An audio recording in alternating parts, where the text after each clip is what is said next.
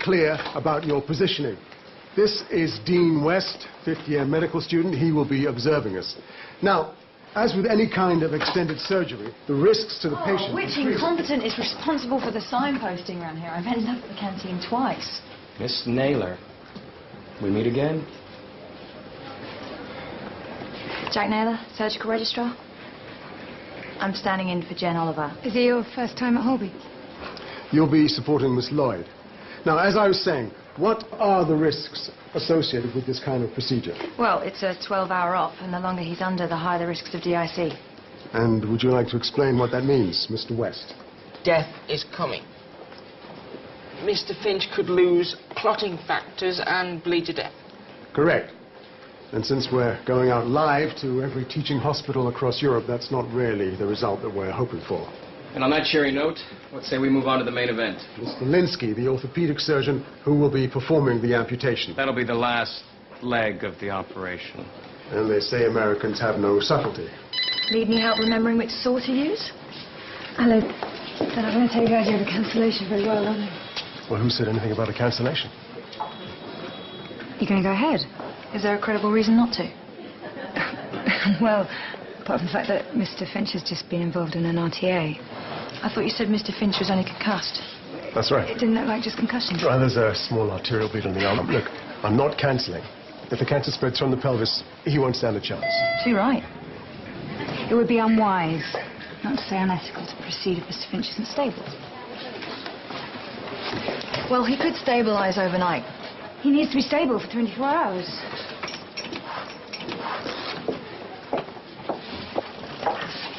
I'll postpone for a couple of days. A postponement would be a financial and logistical nightmare. You'll never get agreement from the MDT. Well, they're going to have to. I've brought Billy too far to let him down now.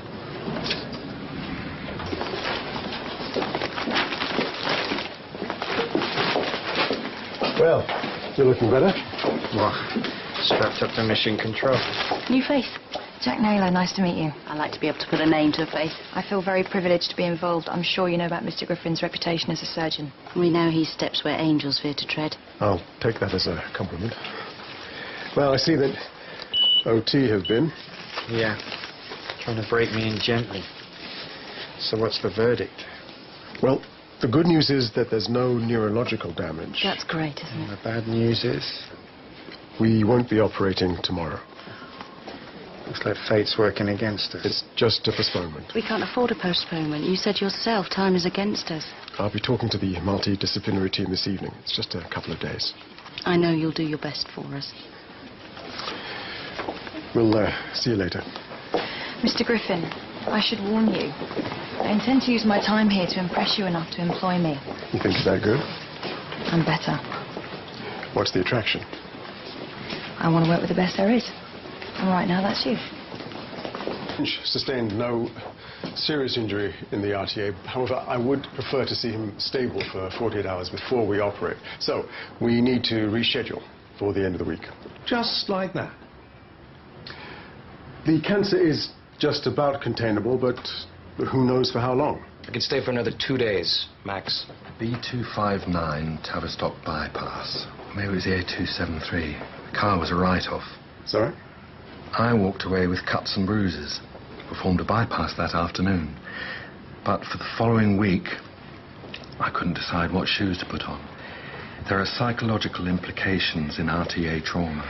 Billy has had all the counselling that he needs, That's a hard one to call. but it's my call to make. Yes, all very well. But a cancelled operation still has to be paid for. Not cancelled. Postponed. It's the same thing. The board cannot afford to rebook the surgeons, the nurses, the anaesthetists. For goodness sake, have you no idea how much this is costing us? I thought that you and the board were happy with the kudos that you're buying. In the last year, you have conducted procedures that have cost this hospital thousands. Now you want us to approve a postponement that could cost us millions. Sorry, I got delayed downstairs. Diane, have you seen Mr. Finch today? Briefly, yes. He'd suffered a trauma. I don't think he's in any fit state to have the operation tomorrow. Wow. If the surgery doesn't happen tomorrow, it doesn't happen at all. Are you really prepared to take the responsibility for denying this man a life-saving operation? I'm not just accountable to your patient, Mr. Griffin. I'm accountable to the hundreds and thousands of taxpayers who use this hospital. Are you asking me to sacrifice their care in favor of one man?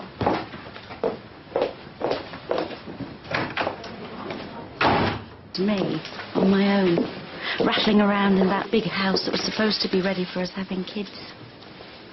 I've plans, Billy, and they all include you. Sometimes it helps to be prepared. For what?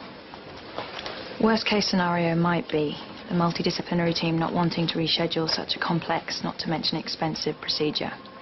In the end, it always comes down to money, doesn't it? It's your money. You're a taxpayer. What are you saying? That the people down the corridor in that boardroom making these decisions should listen to what the public wants from its health service. I don't like it when she gets that look.